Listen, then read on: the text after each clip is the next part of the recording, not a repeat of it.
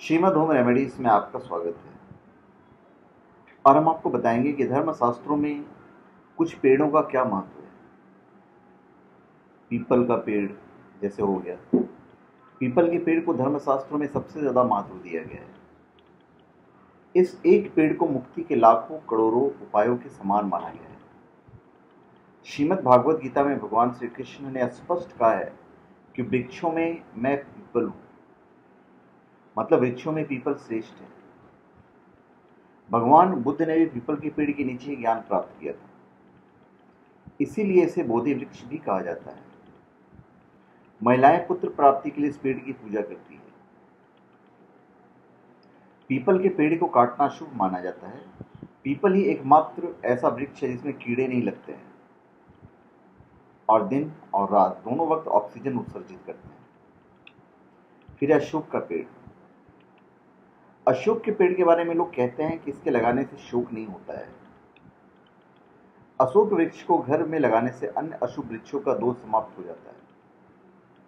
माना जाता है कि अशोक का पेड़ सभी कष्टों को दूर करता है। फिर है बरगद का पेड़। हिंदू संस्कृति में वट वृक्ष यानी बरगद का पेड़ बहुत महत्व रखता है। इस पेड़ को त्रिमूर्ति ब्रह्मा, विष्णु और महेश का प्रतीक माना जाता है। शास्त्रों में वट वृक्ष के बारे में विस्तार से बताया गया है। वट वृक्ष मोक्षप्रद है और इसे जीवन और मृत्यु का प्रतीक माना जाता है। जो व्यक्ति 2 वट वृक्षों को विधिवत रोपण करता है वो मृत्यु के बाद शिवलोक को प्राप्त होता है। इस पेड़ को कभी नहीं काटना चाहिए। मान्यता है कि निसंतान दंपत्ति बरगद के पेड़ की पूजा करें तो उन्हें संतान की प्राप्ति होती है। फिर है केले का पेड़। केले के पेड़ का भी कई धार्मिक कार्यों में प्रयोग होता है। भगवान विष्णु और देवी लक्ष्मी को केले का भोग लगाया जाता है। केले के पत्तों में प्रसाद बांटा जाता है।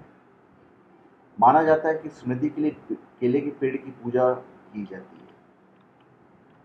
उसके बाद है आम का पेड़। हमारे देश में आम के पेड़ को भी काफी पवित्र माना जाता है। इसकी लकड़ी और पत्ते कई धार्मिक आयोजनों में इस्तेमाल किए जाते हैं। घर के दरवाजे पर आम के पत्ते लटकाए जाते हैं। हवन में आम की लकड़ी जलाई जाती है। कलश स्थापना में भी इसका इस्तेमाल होता है। वहीं बसंत पंचमी के दिन देवी सरस्वती की आराधना के लिए आम के फूलों का इस्तेमाल होता है। फिर नीम का पेड़। नीम का पेड़ का सिर्फ औषधीय ही नहीं बल्कि धार्मिक महत्व भी है। मां दुर्गा के रूप में माने जाने वाले इस पेड़ को निमारी देवी भी कहते हैं। इस पेड़ की पूजा की जाती है।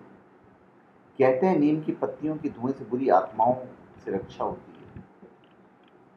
उसके बाद है बिलव का पेड़, बेल का पेड़, जो बेलपत्र हम शिव जी को चढ़ाते हैं। भगवान शिव से जुड़े होने के कारण बेल के पेड़ या बिलव वृक्ष का भी काफी धार्मिक महत्व है। कहा जाता है कि भगवान शिव को बिलव पत्र चढ़ाने से प्रसन्न होते हैं। मंदिरों और घर के आसपास बेल का पेड़ होना बहुत शुभ माना जाता है। तो धन्यवाद। आप हमारे चैनल को सब्सक्राइब करें और अपने कमेंट दीजिए। धन्यवाद।